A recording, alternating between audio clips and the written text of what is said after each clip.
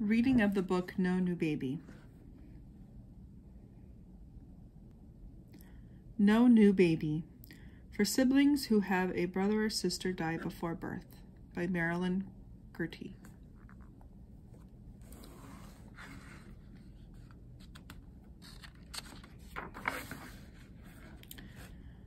My mommy was going to have a baby.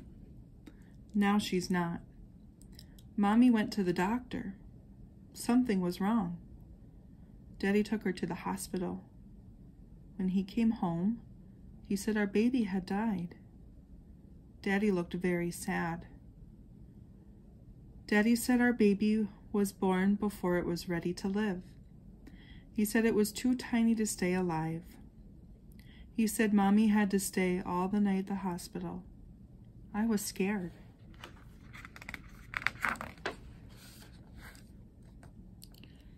Daddy read to me and tucked me into bed. I hugged Penguin tight and looked at my nightlight. I wish Mommy was here, I said. I wish everything was okay. Me too, Daddy said.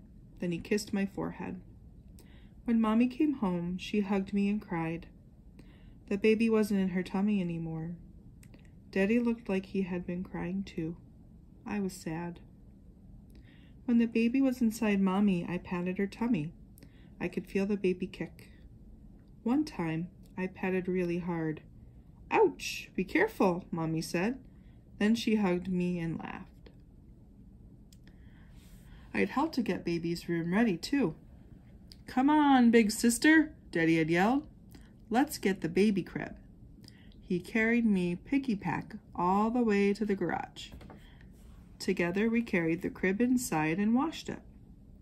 Mommy got out my Winnie the Pooh sheets and my teddy bear blanket.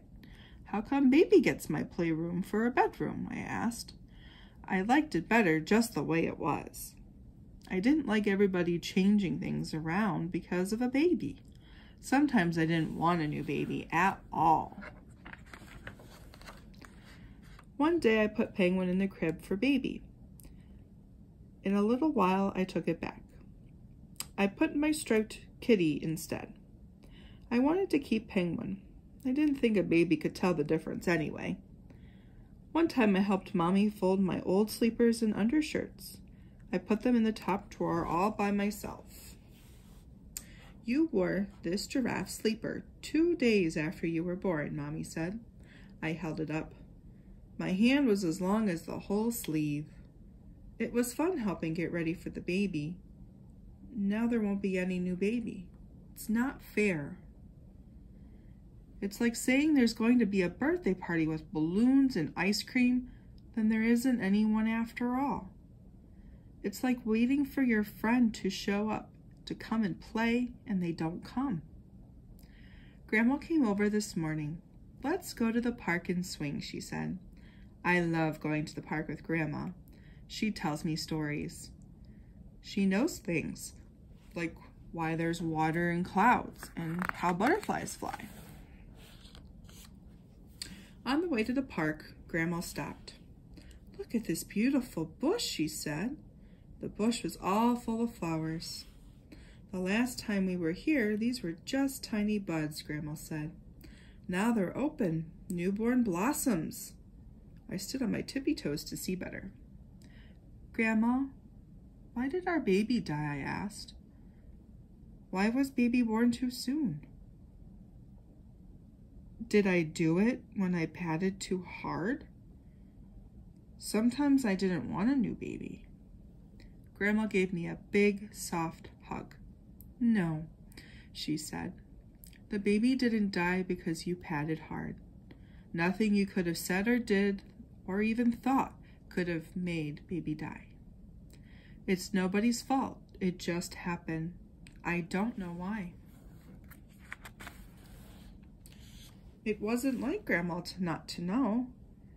Grandma took hold of my hand. She leaned over and picked something up off the ground. See this little bud, she asked. It was supposed to keep growing and turn into a flower. But it didn't, and no one knows why. Most little buds become flowers, but some don't. This one died. It will never be a flower now. I held the bud in my hand. Just like our baby, I told Grandma. I felt sad inside. Grandma swung with me for a long time. I pumped so high I could see almost to China and clear past Jason's house. Before we went home, Grandma hugged me again. We're sad because our baby died, she said, and it's okay to be sad. We're still a family and we love each other. When we got home, I walked over to Jason's.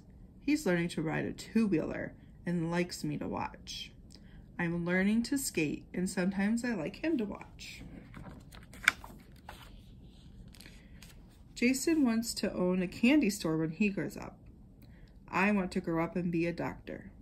But right now, I just want to be a big sister. Maybe someday. I hope so.